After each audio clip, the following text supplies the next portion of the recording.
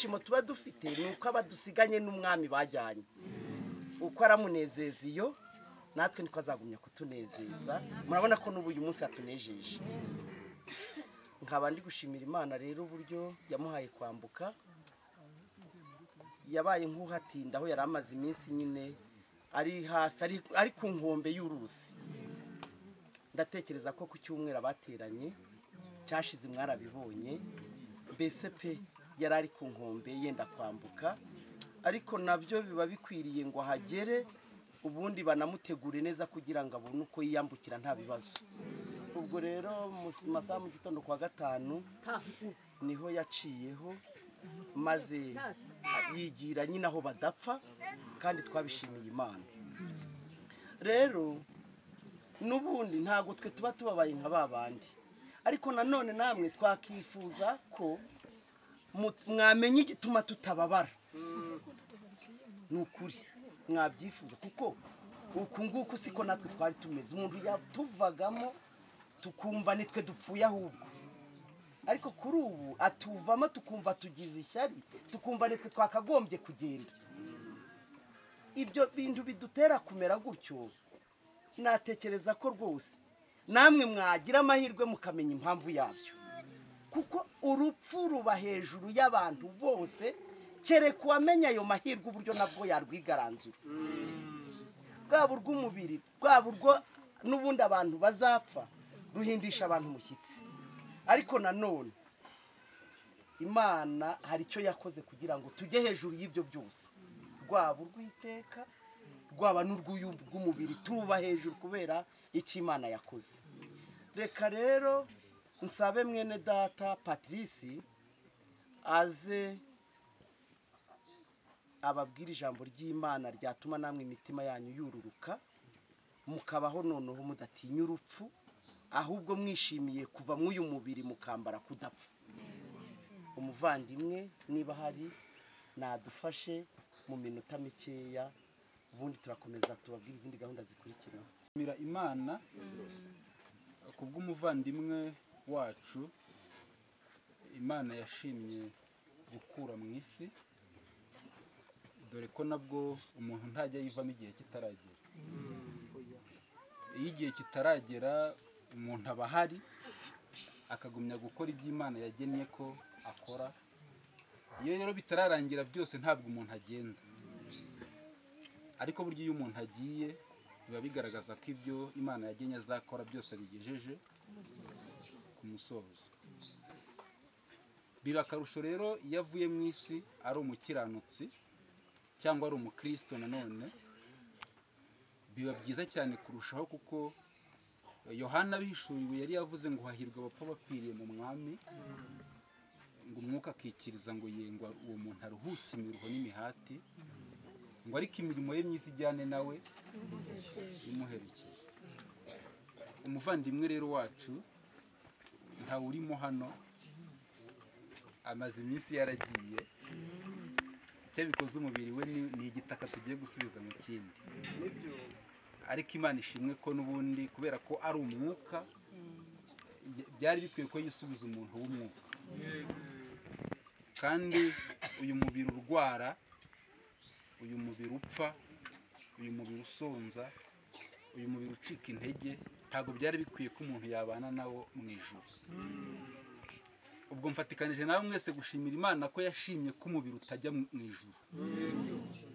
ahubwo umubiri ni igitaka gisubira umugabo n'umugore ngo arame igihe gito kandi nacyo cyuzuyemo imibabaro gusa uretse ko umuvandimwe agiye ariko natwe dufite amakuru ko hano atari iwacu duhara ariko tuzanahava ubishaka utanabishaka mubona ko umuntu ahava nayo mpamvu umuntu akwiye kujya byumva cyane ko azahava hari ukuntu iyo umuntu yumva atarwaye yumva yariye yahaze yumva nta kindi kibazo afite yibagirwa ko azava hano mu isi ariko abo mukiranutsi abo mupagani igihe kigeze umuntu ava mu isi ahubwo ikibazo gikomeye gihari ese iyo umuntu avuye mu isi akomereza hehe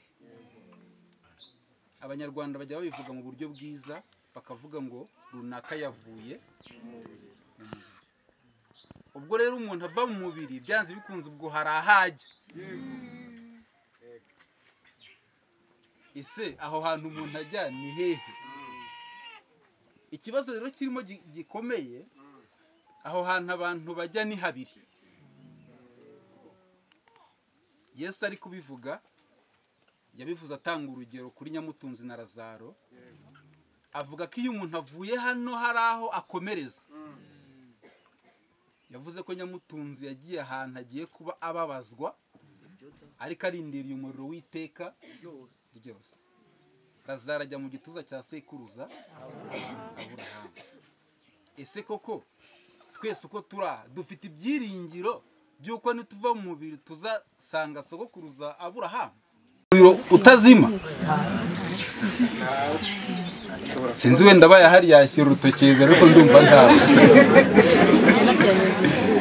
ariko kutarushiraho zituma bategera nibatizera. Rero ubwo mbonye ko ntawe ushaka kujya mu muriro utazima, ese niki cyatuma umuntu atajya mu muriro utazima? Kuko nabwo kuba utabishaka ntago wakibuza kujyayo. Akenshi umuntu aba ari mu rungabangabo ruvuga ko ahazajya atahazi. Akenshi iyo ubajije umuntu arakubwira ati njya aho nzajya simpazi, ngo bw'Imana niyo ihazi. Ariko iyo umuntu avuye hano atazi aho agiye, aba agiye mu muriro utazima. Bisaba ko umuntu ava mu isi ariko azi aho agiye. Abapagani kubera gutinya umuriro, guhamya ko azawujyamo ntabishobora, ariko no guhamya ko azajya mu ijuru nabyo ntabishobora. Abari mu rungabangabo yibaza tese nimpfa nzajya hehe? Ariko ni ikibazo gikomeye. Imana ishimwe ko abantu Imana yakije dufite ibyiringiro bifite ubugingo. Amen. Umuntu ufite ibyiringiro bidafite ubugingo afite ikibazo gikomeye cyane. Rero wenda abavandimwe niba mfashe bansomere mu rwandiko rw'Abaroma igice cya 3 kugira ngo wenda ducunguze uburyo umwete.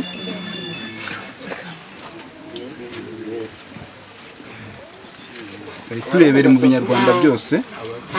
Urwandiko rw'Abaroma igice cya 3 mbona murasoma 2 gusa 24 na 25. Ahubwo batsindishirizwa n'ubuntu bwayo ibibahereye ubusa, kubwo gucungurwa kubonerwa muri Yesu Kristo. Niwe Imana yashyizeho kuba impongano y'uwizera amaraso ye, kugira ngo yerekane gukiranuka kwayo kwayiteye kwirengagiza ibyaha byakozwe mbere y'icyo gihe, ubwo Imana yabyihanganiraga. Bibiliya ntagatifu kuko bose bagomye bakivutsa ikuzo ry'Imana, ariko bahabwa kuba intungane n'ineza yayo kubw'ubuntu, babikesha gucungurwa na Kristo Yesu.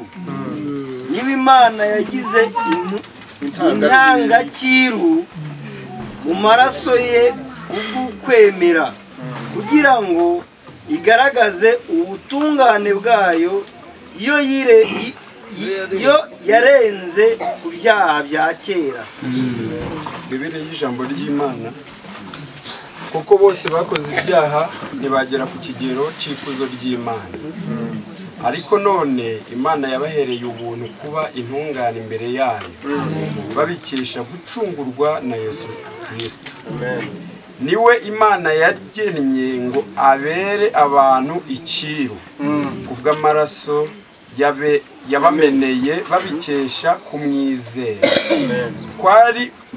Kwari ukwerekana ubutabera bwayo igihe yihanganiraga abantu ntibahanira ibyaha bari barakoze na mbere. No muri iki gihe yerekanye ubutabera bwayo kugira ngo itaretse kuba intabera, igira intungane umuntu wese wizera Yesu. Imana ishimwe cyane. Ubwo mu bashyitsi dufite hano umuntu utazi uko umuntu yaba intungane nicyo nanone kitubesheje aha kugira ngo dusobanure uburyo ki umuntu yaba intungane akiri mu isi. Shitani afite ikinyoma yamamaje uhereye kera kugeza na n'ubu kiracyahari kivuga ko nta muntu waba intungane agihumeka, ariko icyo ni ikinyoma cyahereye kera kugeza na bugingo n'ubu. Aho duhereye dusoma rero baravuze ngo kuko bose bakoze ibyaha ntibashyikira ubwiza bw'Imana. Ese ni iki gituma umuntu yumva atinya urupfu? Ni iki gituma umuntu yumva atinya kujya mu muriro utazima? Ni ukubera ibyaha. Tekereza ko ari nta kindi, ni ukubera ibyaha cyangwa se ni ukubera icyaha. Aho dusomye yavuze ngo kuko bose bakoze ibyaha ntibashyikira ubwiza bw'Imana. Nkunda uburyo Imana iba ibivuga, iyo ivuze ngo bose bakoze ibyaha numva nta muntu n'umwe ibisoneye. Murumva hari umuntu Imana ubwisoneye? Imana isizemo n'abataravuka, kuko uzavuka nawe azisanga muri bose bakoze ibyaha ntibashyikira ubwiza bw'Imana. Ubwo abantu bose bari hano bari muri bose bakoze ibyaha ntibashyikira ubwiza bw'Imana. Ese kuki Imana ivuga ko abantu bose bakoze ibyaha ntibashyikira ubwiza bw'Imana? Iyo Imana ivuga ko umuntu ari umunyabyaha ntabwo ishingira ku byaha umuntu yakoze. Icyo nacyo kijya gisobanuka kugira ngo abantu babyumve neza. Iyo Imana ivuga ko abantu bose bakoze ibyaha iba ishingira ku gicumuro kimwe cyabereye muri Edeni. Adamu na Eva bakoze icyaha cyitwa kutumvira Imana, aba bakomotseho bose bavuka ari abanyabyaha. Ari intumvira. Niko byanditse mu mategeko ngo mpora abana gukiranirwa kwa base, hageza kubuzukuruza n'ubuvivi bw'abandi. Yego.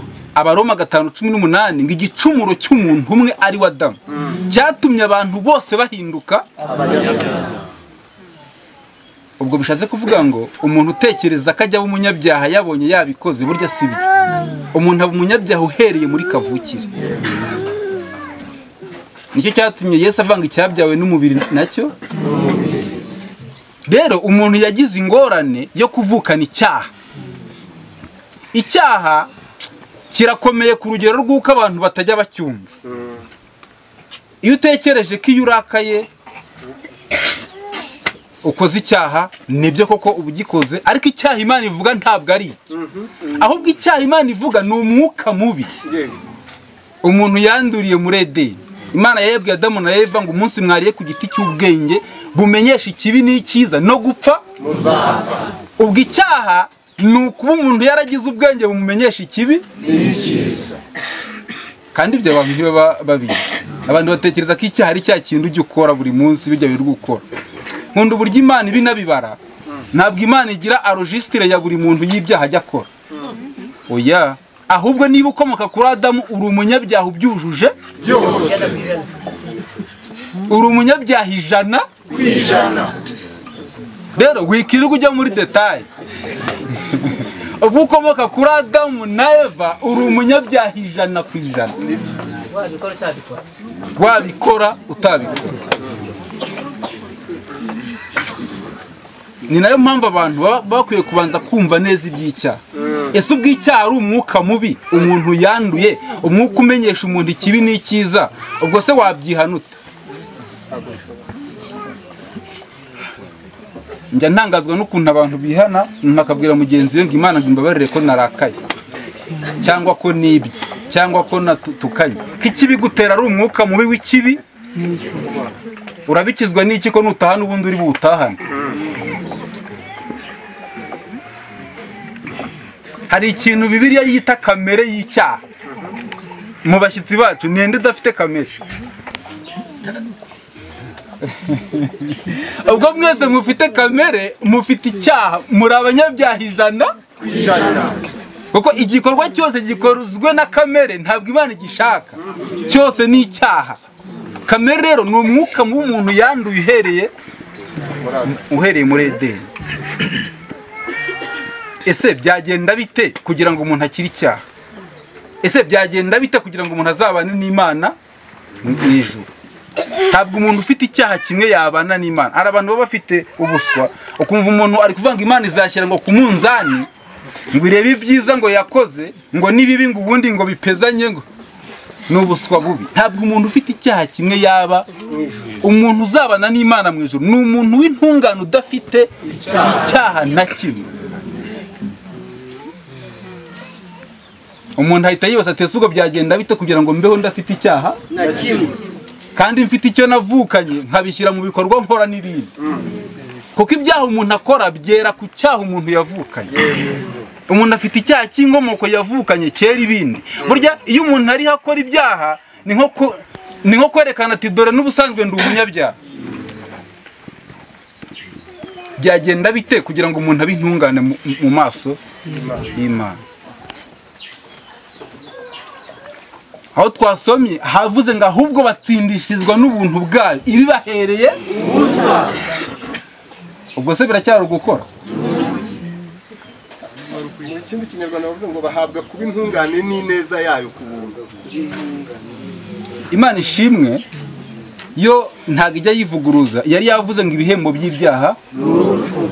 Igihano cyari gikwiye umunyabyaha ni urupfu, kandi urupfu rw'iteka.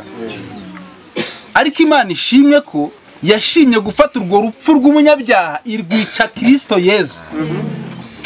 Ahari abashyitsi dufite basanzwe bumva ibya Yesu mu mateka. Ni iki cyazanye Yesu mu isi? Kuki Yesu yasize ubwiza n'icyubahiro mu ijuru akamanuka akaza mu isi akambara kamero k'umuntu? Ese ni ukubera iki? Kuko Imana yakunze abari mu isi cyane, ubwo umuntu twumva wese ubwo nawe arimo. Byatumye itanga umwana wayo kugira ngo umwizera bitagenda ahubwo ahabwe iki? Ngaho ibaze Kristo Imana yaramutanze kugira ngo uhabwe ubugingo buhoraho, ukaba wicaye uyu munsi ntabwo ugira. Warangiza ukabeshya ngo uzi ngo Yesu. None se ubwo umuzi ute?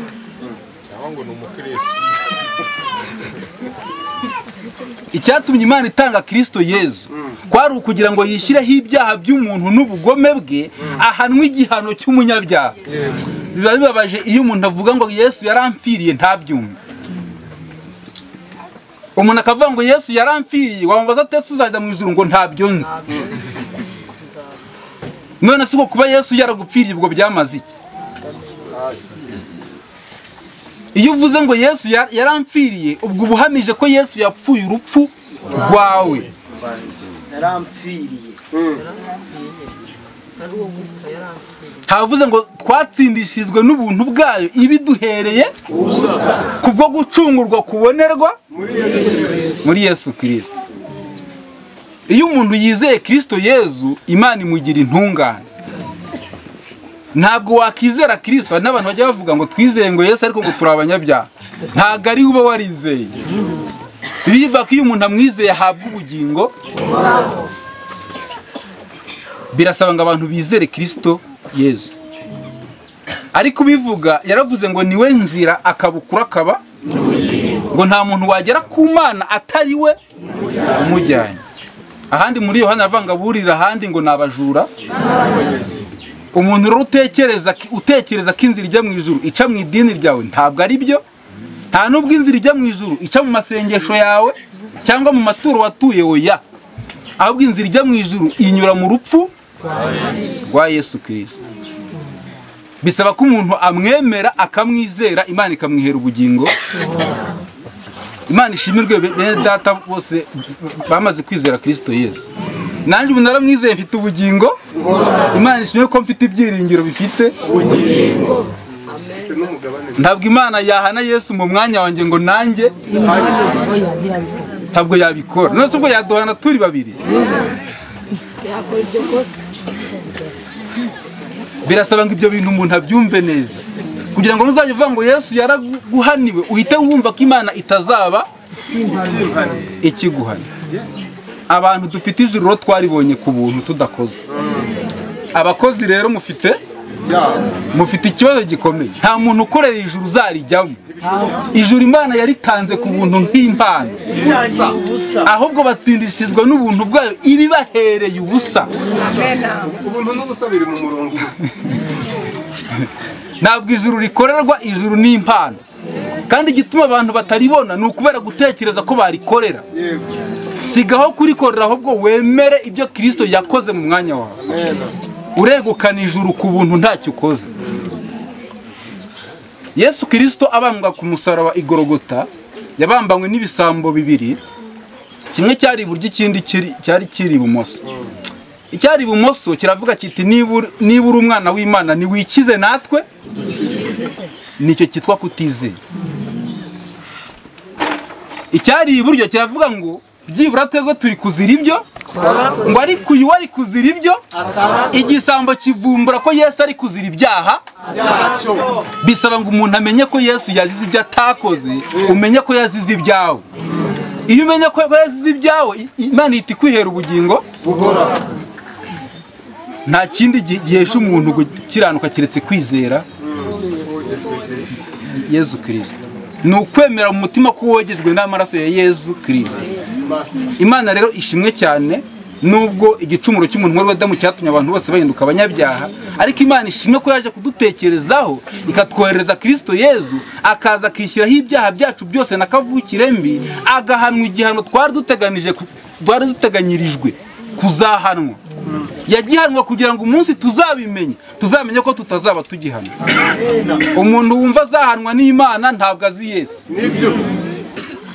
Abizeye Kristo Yesu twamenye ko tutazaba tugihanwa. Yego. Ndetse aranavuga ngo dosiye yaturegaga yayishanyije kuyibamba. Nta muntu wizeye Kristo ufite urubanza ku Mana. Urubanza rwararangiye, tugendana ibyiringiro bifite ubugingo.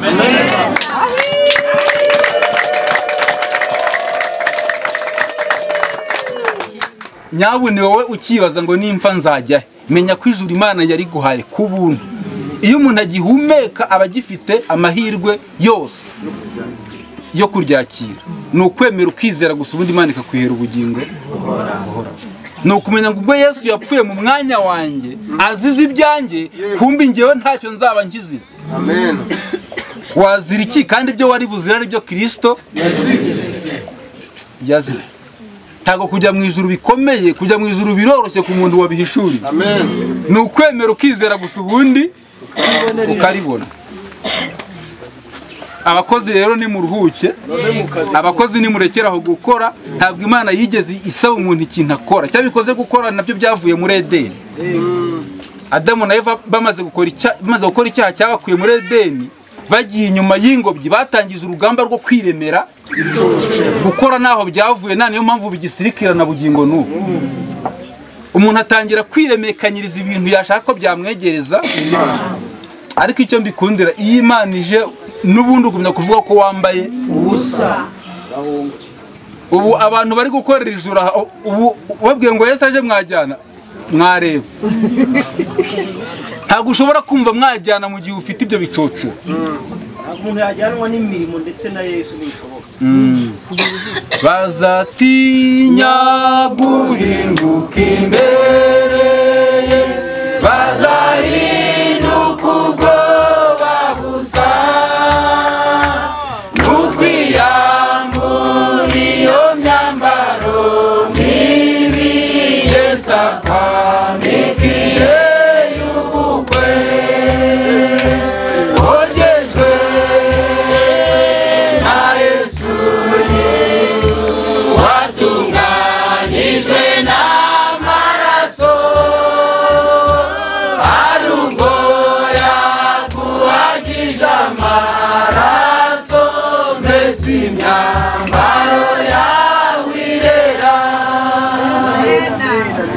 Imana ishimwe cyane.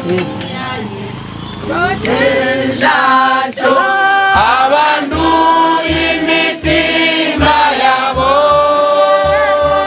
nimucererwa, ubwo mutebuke, mwese imitima yanyu neza.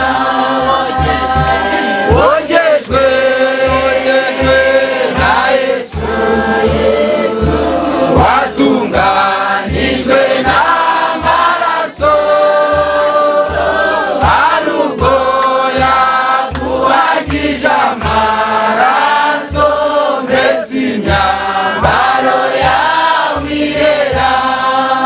yari yaravuze ko uhereye kuva kera idashobora kubabarira icyaha itabonye amaraso. Mu Baheburayo igice cya 9 avanga amaraso atavuye ntihabaho kubabarirwa. Imana ishimwe rero ko amaraso ya Kristo Yesu yavuye akaba ariyo yatwogeje. Imana ihimbaza.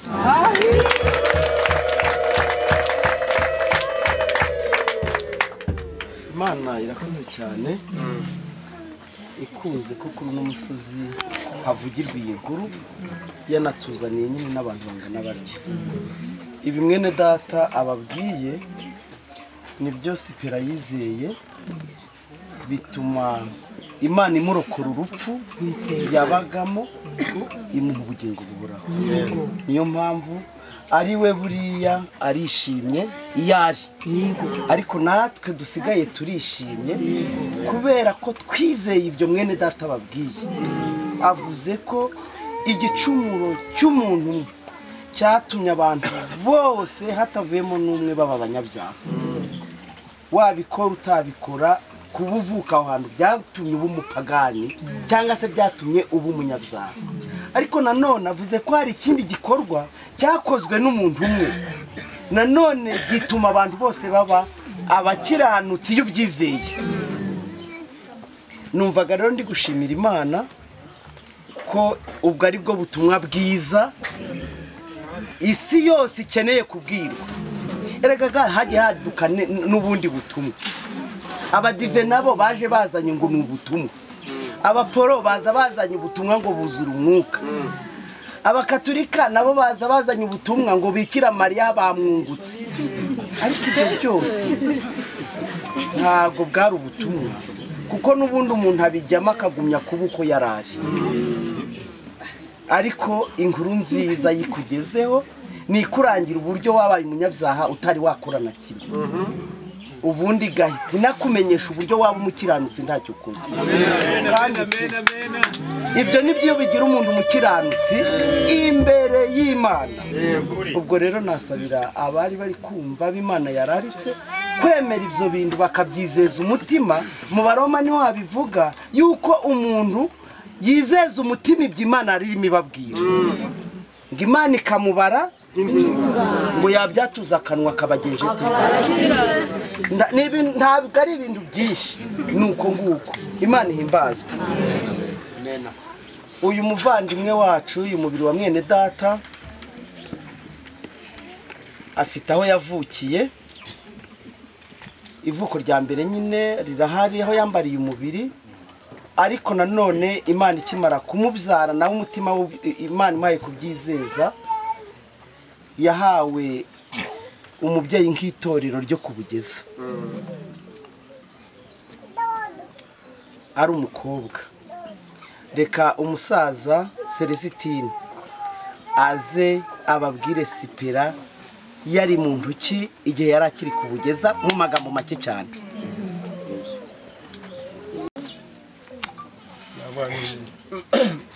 Baje gushimira Imana n'abandi yaduhaye iki kirori kidasanzwe. Ubushize turi iwacu kubugeza, turi kumwe n'abavandimwe abakasiyani, naravuze nti twebwe tuduha amapagani, ako nta mukiranutsi turagashyingura, nta mukiranutsi turagahamba gusa. wavugaga inahanga ntawe turabona gusa ko twatumaze meza kujya hanze. nuko utatuvuye ikarura bose witwa Magiza tumushyiguye, mbona ibirori bihabereye, byishimo bihabereye, n'abandi ari kusewa n'abandi ku bugezi wacu cyangwa se no ku rurenge, nta muntu turakabona umukiranutsi rwose avuye mu mubiri, tukora ikirori twishime tunezerwe. Ubusanzwe muzi ko abantu iyo bapfushije umuntu barababara bakagira agahinda, Mariya akabarenga, ariko impamvu irahari nuko nta byiringiro bafite, kubera ko hari abo bagiye bajyana bakabajyana ku irimbi, ntibagaruke ngo baze kubabwira amakuru iyo bagiye. Ariko nashimira Imana twebwe abizera abakiranutsi twebwe tuba tuzi amakuru yose turayafite kabisa turayazi cyane nta kibazo turi Kamembe niho umuvandimwe yavuze ngo mageza adutanze nanjye ku mutima navanye ewana mageza waragiye ariko byakabaye ngombwa ngo natwe twigendere ko bavuze igihe amazina usanga muruta mu buryo bw'intaga musanga muruta uriya musaza yagiye nkiri hano no mu buryo busanzwe muruta igihe azi n'ahangaha genda aramubanjirije none arantaze aragiye numva nawe ngize ikibazo kiri kumugeza ari wacu mbivuga ni uko nabonaga abasaza tumaze igihe runaka mu itorero ariko ntabwo turakabona twaherekeye ngo tuvujyane n'ahangaha umukiranutsi rwose cyabikora abapagani turabahamba cyane kuba mu ivuka ryanjye bahamye abapagani benshi kandi cyabo nabahamba ariko Imana ihimbazwe nivuse cyane uyisupira rero mukanda aho ngaho separasiyo uyu nguyu yabaye kubugeza tumarana n'igihe Imana yarashimye ko aba kubugeza uyu mukobwa separasiyo akiri iwacu navuga nti yabaye urugero rwiza mu bakobwa yabaye intwari yahagarariye ijambo ry'Imana ku buryo bwiza yavaga ahantu hitwa mu Ruginga ariko akaza kubugeza guteranirayo mu nzira urumva ko mu nzira yahuraga na byinshi abantu bamuseka abantu bamugaya bavuga yuko nta basore azabona icyo nacyo rwose cyagiye kiba inkomyi kuri bamwe ariko icyo gihe yavuga ntihagarariye ijambo ry'Imana abera nk'Imana hariya mu Ruginga yavuga natwe araduhagararira nk'abavandimwe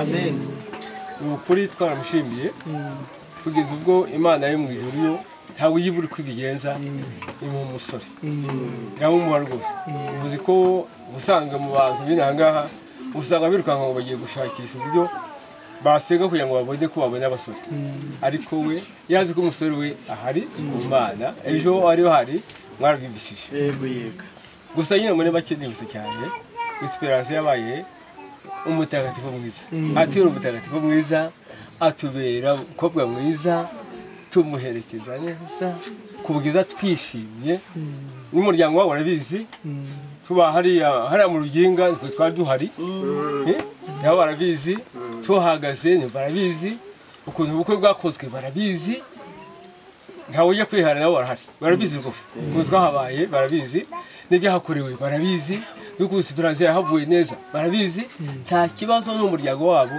bigeze bagira iyo bakiza kukigira baratubwiye ikintu cyatwerekaga yuko Esperance ni wabo muri famille yaduhagarariye neza nta kintu n'iki rero ku babyeyi be ku baturanyi be kuri musaza we yabaye hano nta kintu yigeze kutubwira ko Esperance yamubagamiye cyangwa ubereye nabi nkabashimira Imana rero cyane navuga nti rero n'abandi dufite urubyiruko kubugeza turarufite kubugeza ubu turafite urubyiruko cyane n'abandi bigire kuri uyu muvandimwe hari ukuntu iyo dusomye mu byanditswe tubona ukuntu abavandimwe bagiye bandika abavandimwe ukuntu bagiye bagira umumaro bahagararira ijambo ry'Imana bakaba urugero rwiza ahantu bari nabo rero abandi ikitegerezo kuri mukuru wabo Esperance babona ko yakoze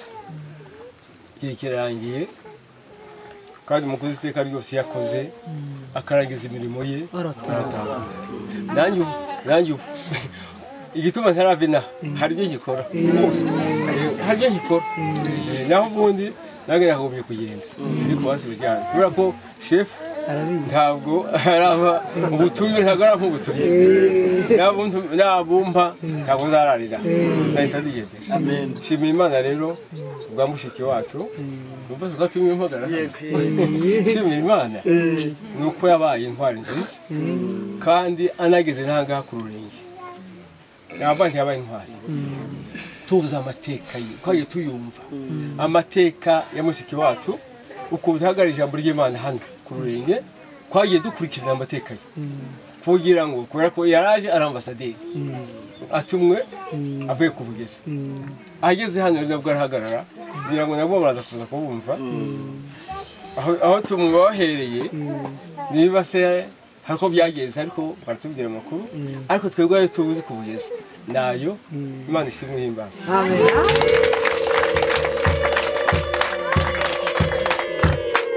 bimutsindishiriza sinabyo byanamugize umwere bimujyana mu ijuru ntabwo ari byo bimujyana mu ijuru ahubwo nyuma y'uko abonye ijuru nanone hari uko umuntu w'Imana aba agomba kubaho ibyo byiza byamuranze nk'uko umuvandimwe bivuze tugenda tubisanga mu byanditswe hari bene data bashimwe bakatubwira ngo abo ngabo babikitegerezo mwigane n'ingeso zabo no kwizera kwabo ndomaze gutagatifuza yego yego arangwa n'amahoro kabisa rero nashimiraga Imana ahantu umubyeyi wamwakiriye ni itorero ryo kubugeza ariko kubugeza yavukiye mu itorero ryo kubugeza niryo ryamwakiriye bwa mbere ariko nanone kubera ubumwe bw'amatorero n'imikoranire kuko itorero ni rimwe umwuka n'umwe no kwizera ni kumwe tujya duhana n'abageni itorero ryo kubugeza rero ryatanze espera ngo aze nanone ahagararira Imana mu itorero ryo ku Rurenge nanjye ubukwe bwe nta ubukwe bwa mbere bw'abera ni ubwa espera natashye ubwo bwo kusanga Karuba yarahageze yabaye umudiyakoni mwiza umudiyakoni kazi reka dusabe mwene data nawe bakoranye mama Samweli aze nawe agire ibyo avuga ku muvandimwe iyo umuntu yakoze neza tuzajya tumushimira tuzajya tunagombera ngo nuko apfuye ariko nanava mu mubiri naho tuzajya tumushima nanjye ndayishimiye nyine ubu bw'ibi birori n'ubundi idusohoyemo ku bwa mwene data nyine wimutse Imana ishimwe twamukundaga cyane ariko hari uwamukunze kuturusha ari we Nyagasani Yesu wadupfiriye twese nanjye ndimo akemera urwo rupfu nyine yapfuye ko rwari urwe kandi rwo yagombaga gupfa maze abyemeye bimugira intungane uwo muvandimwe nanjye ndavugaho bike kubigwi bye nk'uko mbizi nize ubutumwa bwiza akiri umukobwa yabaga mu itorero ryo kubugeza nibo banambwirije ubutumwa bwiza ariko uwo muvandimwe yari yeguriye Imana yari umukobwa ufite imbaraga cyane ku buryo nanjye hari ibyo namwigiyeho ndabyibuka umunsi umwe ntabwo nzabyibagirwa nateraniye kubugeza nkiri kumva iyi nkuru nziza twaratashye amperekeje tugeze ku Bukara kuko umuvandimwe yabivuze abapagani bagendaga bamutuka ngo ni umusazi n'ibiki twahuye n'umuntu w'umugabo baturanye aravuga ati ariko ubundi wa mukobwa we ubana n'aba basaza ubu uzabona umugabo gute yamusubije ijambo numva nanjye riranejeje aramubwira ati hari uko Imana yavuze yaravuze ngo mubanze mushaka ubwami bw'Imana no gukiranuka ngo ibindi ni inyongezo amuha urugero ino hari hacyaduka ibijumba bita poroje aravuga ati washatse ibijumba bya poroje ukajya kubigura mu isoko ukabibona ntiwabigura undi aramubwira ati nabigura batakongeje se ntiwataha aravuga ati nataha nuko rero inyongezo ntabwo yakerereza umuntu ati icyo nagombaga kubona ni ubugingo buhoraho narabubonye iyo nyongezo nintayibona ndi kizambuza kujya iwacu numva nanjye binkozeho numva avugiye ahandi hantu umva sipera namwigiyeho ibintu byinshi yarampumurizaga cyane akaza kunsura akampumuriza yigeze ambwira ati ujye wiringira Imana bene data ubwo murabizi ntukajya ureba ku muntu ntuzajya ubona n'umuntu afite ibintu runaka ntukajya ari urebaho ujye wiringira Imana utazanduranya n'abantu kuko utiringiye Imana wakwanduranya niba ari umuceri ukeneye ukabona hari uwufite ntugatekereze ko ari uri buwuguhe uzatekereze wiringira Imana nimubwira kuwuguha ntawuguhe ubwo nyine azahomba ingororano ubwo uzahomba ingororano abavandimwe murabyumva nyine noneho rero atariko Imana niba yashatse ko uwo munsi urya umuceri uzawurya ishobora kuguha akazi ugakora uzumvira Imana ugura umuceri. Numvise bimfashije byarankomeje ibyo bintu kugeza magingo aya. Twabanye neza rero igihe kigeze nyine baramuduha. Wa mugabo yavugaga yari yeguriye Imana atitaye ku ibyo icy'ingenzi kwari ukwiyegurira Imana, inyongezo nayo aza kuyibona. Umugabo aramubona nyine baramuduha. Twabanye neza, yari umuntu ukunda kuvuga make, yavugaga nyine ayobowe na Mwuka. Ntabwo yapfaga kuvuga ibintu byose yiboneye, yavugaga ayobowe na Mwuka, ayobowe n'Imana. Ibyo nabyo nagiye mbimwigiraho, nabyo nkamushimira Imana. Kugeza rero magingo aya ngaya, ubushize ku cyumweru niho twateranye, ariko nsubiye inyuma gato, Mageza nabwo ava mu isi niho nabimubwiye. Twaduhagararanye aravuga ataradutanza, ariko ubwo urupfu ruvuye i Kigali ukaba rugeze Rusizi natwe biratugeraho. Yabimbwiye hari umuvandimwe twari turi kumwe, ubwo nagiye nanabyibuka ejo bundi twari duhagararanye gutya. Ariko nyine ntabwo byanadutunguye. Ku cyumweru twarateranye, hari icyumweru twateranye ahubwo yasinziye ari kwa gatanu. Ni ugusinzira abavandimwe, arangije imirimo ye. Umuririmbyi ati imirimo ajya mpa mu isi ninyirangiza azampamagara angeze mu ijuru. Ubwo nyine imirimo yirarangiye kandi bitozi binezeza umukozi. Basi nyine aratubanjirije. Rega ino si iwacu nta gakondo tuhafite, ni agahe gato cyane. Umuntu utari wizeriye inkuru nziza nawe aba yibaza aho azajya, kuko niba Yesu atinze urupfu rwo ntirutinze kuri buri wese. Kandi ubwo rero buri wese yicare, ube ufite ibintu ntacyo watanga ubure kugenda urutinye.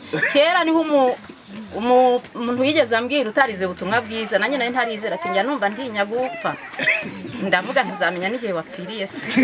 Sinaje no kumenya iyo yaguye koko. Urutinye urarutinya se, urarutinyira hehe? None se yagiye, ariko we aho yagiye ni umukiranutsi, natwe tumuri inyuma, kuko ni iwacu, niho kuri gakondo. Ino duhari igihe gitoya, mba numva binejeje. Nibyo byiringiro mfite, ibyiringiro nyine bifite ubugingo.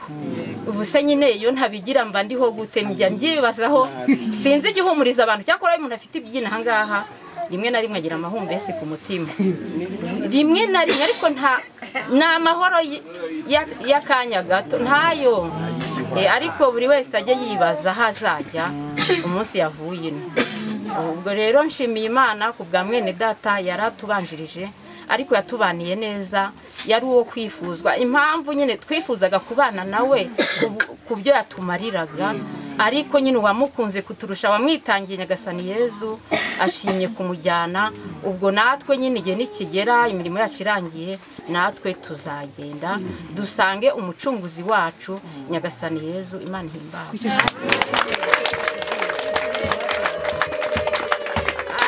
Umuvandimwe ambwiye ati sinabaye nkibabwira ku cyumweru duteranye, Imana yasaga n'iri kubiduhishurira mu ndirimbo twarimba. Hari indirimbo yahishurirwaga turirimba ngo buri muntu abuwejejwe mu itorero. Haza kuza n'indi ivuga ngo urugo rw'Imana ajya runyereka, ngo ruhora runyegereye, bituma nifuza cyane kugerayo. Ibice birimo murabyibuka, hari n'ahavuga ngo nungenza utyo Mwami, ngo urupfu ruzanyinjiza aho badapfa. Ubu nyine urupfu rwamwinjiza aho badapfa, ariko nyine umuntu wavutse rimwe nawe ubwo napfa ruzajya abagiye yajya mu rupfu. Iyo bari hariya kwirimbi bari kugira ibyo bamubeshya ngo yarameze gutya, ngo yarameze gutya, ahari ni ubuhazi. Urupfu nawe rugiye rwamwinjiza mu rupfu nyirizina, kuko urwo ntabwo ari rwo rupfu. Ubwo rero haza kuza n'indi ivuga ngo yaranahagurutse arahimbaza cyane, arabyina cyane, kandi yari yaraye aribwa. Yatubwiraga ko ari kumva byoroshye, arahimbaza cyane, arabyina. N'abavandimwe nyine tugira imbaraga nyinshi.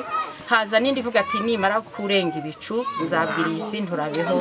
Noneho tubona arahimbaje cyane cyakora Imana ishimwe ngiwe nari nabonye umuvandimwe nyine ari kudusezeraho hari n'abandi bari babibonye ariko umuvandimwe yadusezeyeho neza yagiye amahoro mbega Nyagasani Yesu ahimbazwe twaramushimiye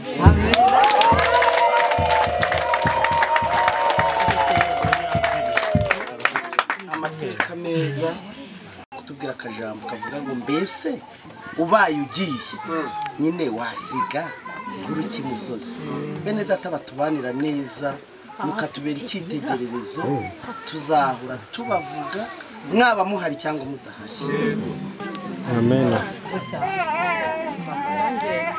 Esperanza n'umuvandimwe wanjye akaba ari njye mukuru wabo n'injye mfura y'iwacu mu muryango ariko nanjye Esperanza ntabwo nashidikanya ko ijuru ritamwakiriye yari umukobwa ugira amagambo make cyane ndetse abo hanze bakamubaramwo agasuzuguro ariko atatukana atasuzugura aho gasuzuguro ari umuntu ubona watwawe n'ijambo ry'Imana ubwo rero akimara gutangira kurwara namusuye kenshi kamubwira ariko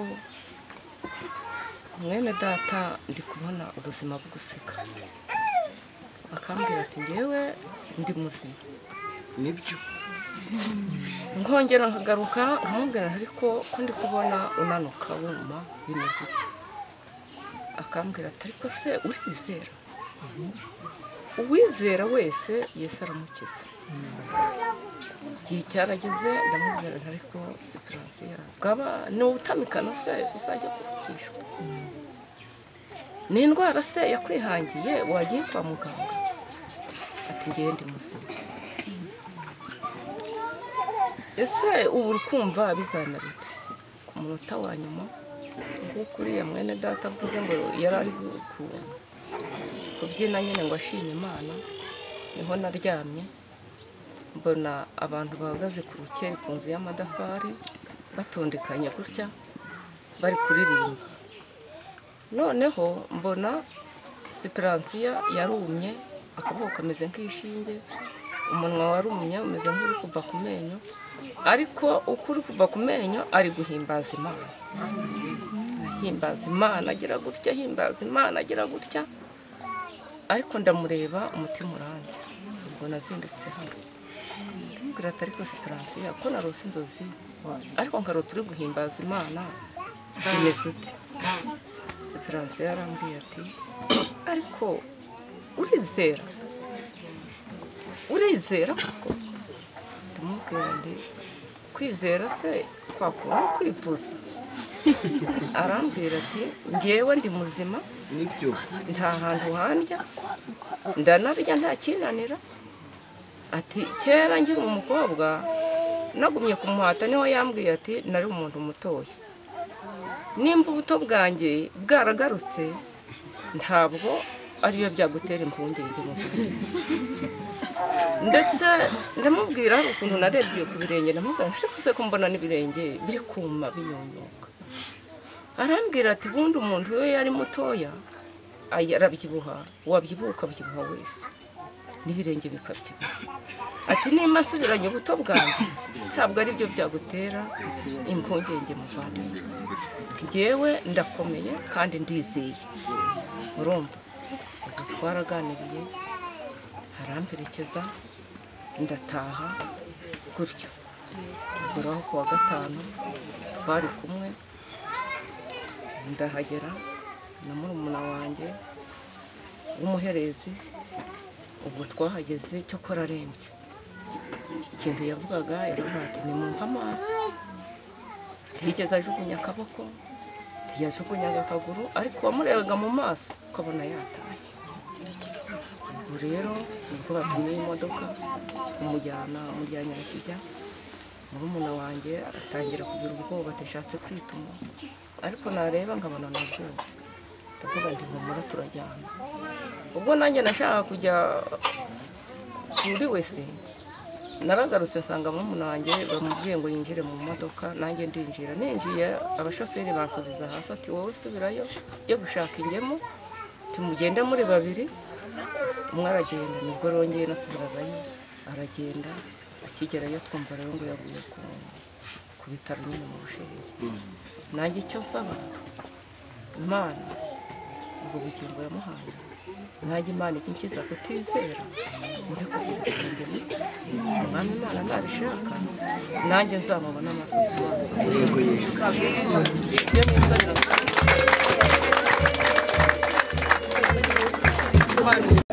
Yizeye kuko nutabyizera ariko kwa Nyamutuzi abatizera bose niho bari.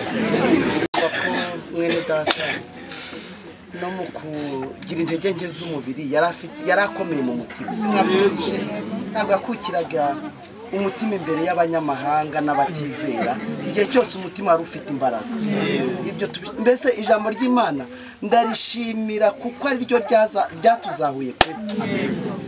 Reka twihuse, nanone hari mwene data babanaga Imana ari mumuhaye agahinka akabamaraza, nawe nacaguranye agira ibyo atubwira ku byerekeye mwene data n'ikindi kimuri ku mutima mu magambo avunaguye, kuko turashaka ngo tuhite tujyana umubiri we, aho amakuru twababwiye ndaherutse yagiye kera baranezerewe. Mwene data Damascene tuguteze yombi. Icyo nshimira Imana ho nyamukuru cyane nuko kubwira abantu bangana utya ngo baze hano mw'uru rugo bidashoboka. Ariko ibi Imana yabikoreye kugira ngo abantu bangana utya baze bumva umuburo. Muri makeya tumenye neza yuko hano ho tutazahahora, nubwo nyine wabona uguwe neza akanya gato nk'uko babivuze.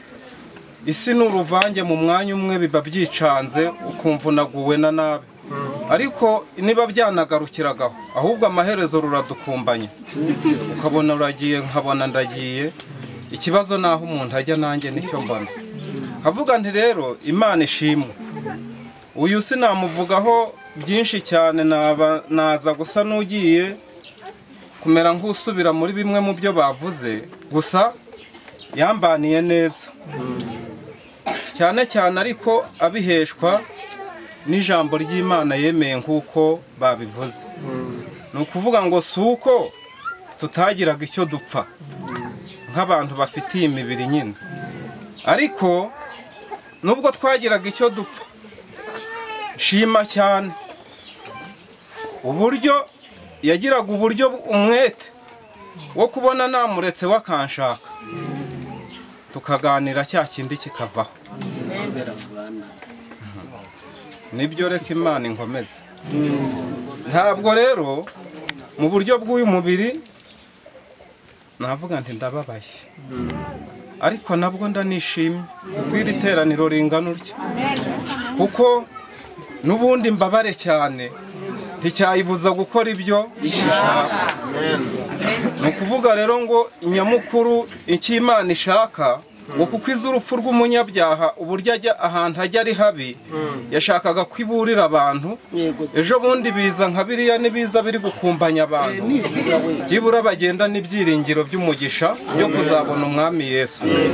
Numva rero mu ruhande rwanjye wanamba baratamusigiye abana, buriya se biragenda ute? Biragenda ute se nyine yabashyizeho, wambaza bigenda gute? Nge ntabwo mbizi.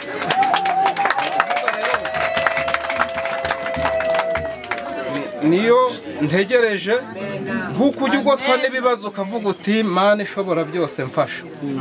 Mu buryo bwawe bwose usenga mu Imana uravuga uti ni wowe utajya ubura kuboneka mfasha. Nubwo bimeze bityo, ivubira ababi n'abeza imvura, ukajya kubona ukabonera gutabaye. Rero nanjye navuga ntizantabara mu bibazo byose biri imbere, kuko n'ubundi turi kumwe ibibazo byabayeho. N'uyu munsi rero ntibirangiye ndi ku isi, ntago rero biziyongezwa nuko yagiye, kuko Imana yo ntago igiterwa ikibazo nuko tubonye ibintu bisa n'ibikikije umuntu by'ibibazo bihari, ahubwo yo irabyeyura n'ubundi ugatambuka. Kuvuga rero ngo ntabwo nta kubagahura iba kuri yo, iyo uyiringiye rero ngo umera nk'umusozi Siyoni. Yego murakoze. Ni ukuvuga rero ngo nshimira Imana cyane ku bw'ababera b'impande n'impande, ntabwo ari ukubangana abo mwabonye.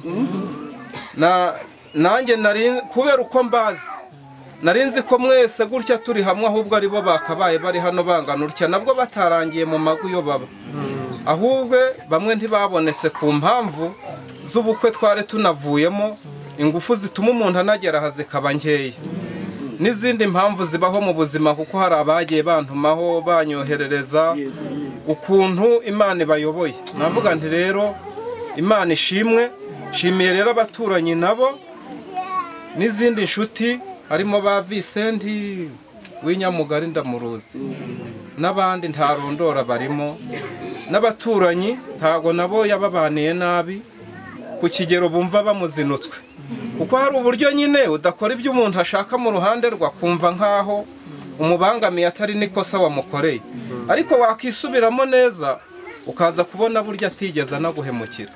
Avuga nti rero si ugutakataka, ahubwo yari umwera, ariko atabikesha ukukwera kuko yamereraga gutyo mvuze, ahubwo ni uko yari afite uko guhamya ko Imana yamuguraniye igafata ububi bwe ikabubara kuri Yesu akanabuhanirwa, igafata ubwiza bwa Yesu ikabumubaraho, akaba aribwo buzamuhingura mu ijuru kandi bwanamuhinguye yo mu yandi magambo. Ni ukuvuga rero ngo nk'uko byavuzwe ni umubiri uyu, ni ubutaka busubira mu bundi, ntabwo ari we wa mbere. Ibyo abavuga rero ngo ntiyavujwe ntiyitaweho, nta gihe dufite cyo kurondora bivuje ntibanakire, ariko barahari. Ntange n'uyu munsi hari igihe niyumvamo ibintu by'uburwayi, ariko nkasanga n'ubundi uwo nirukankira nawe hari uburyo aba ari kuganyamo.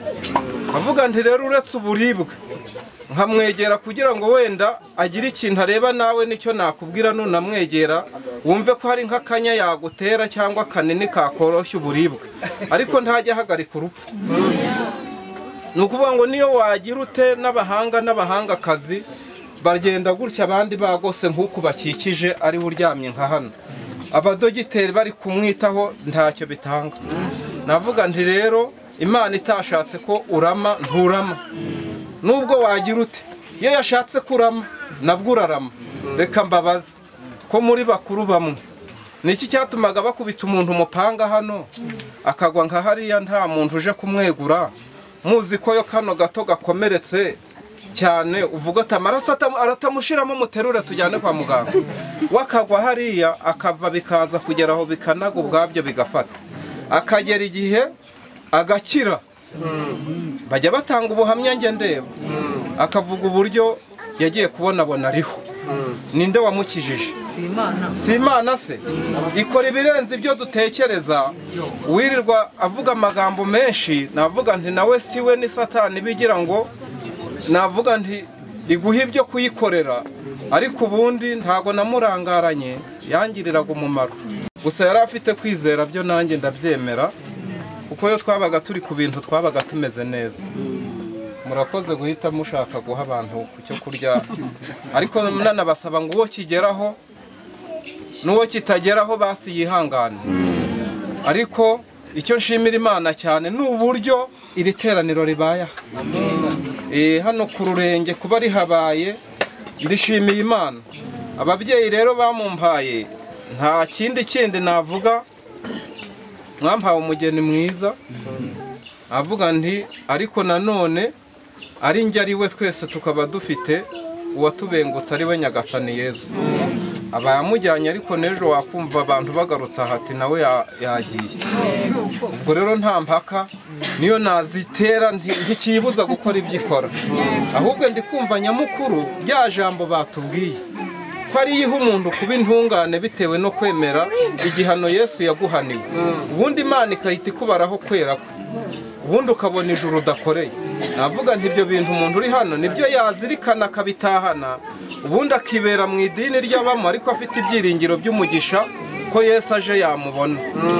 Imana ishimwe rero, ntagomeje kuvuga byinshi cyane, navuga nti apfuye cyangwa se yimutse mu mubiri biterwa n'imvugo abantu bakoresheje, cyangwa se asinziriye afite imyaka 42.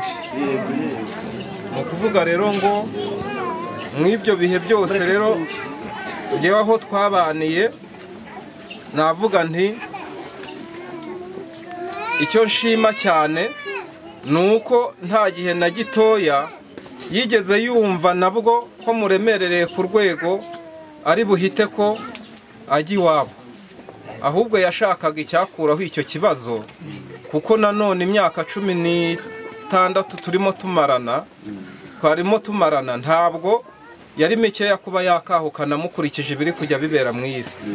Ariko noneho Imana yaramfashije, niyo mbikesha. Ni ukuvuga ngo ahubwo ni ukubera Imana nanjye yanyoroshyaga nkumva ikosa namukoreye tukababarirana. Naramubwiraga nti mbabarira muvandimwe, burya nasanze nagufudikiye. Nawe rero akumva aguwe neza, bikamutera kurushaho kumva nawe anyishimiye. Navuga nti rero babyeyi mwese mushyire umutima hamwe, twese niko biri kugenda, ntiwirirwe ubabara cyane. Nanjye ndababaye, ariko mu buryo bw'uyu mubiri niho mbabaye, ariko mu mwuka ndanishimye kuko agiye ari uwera.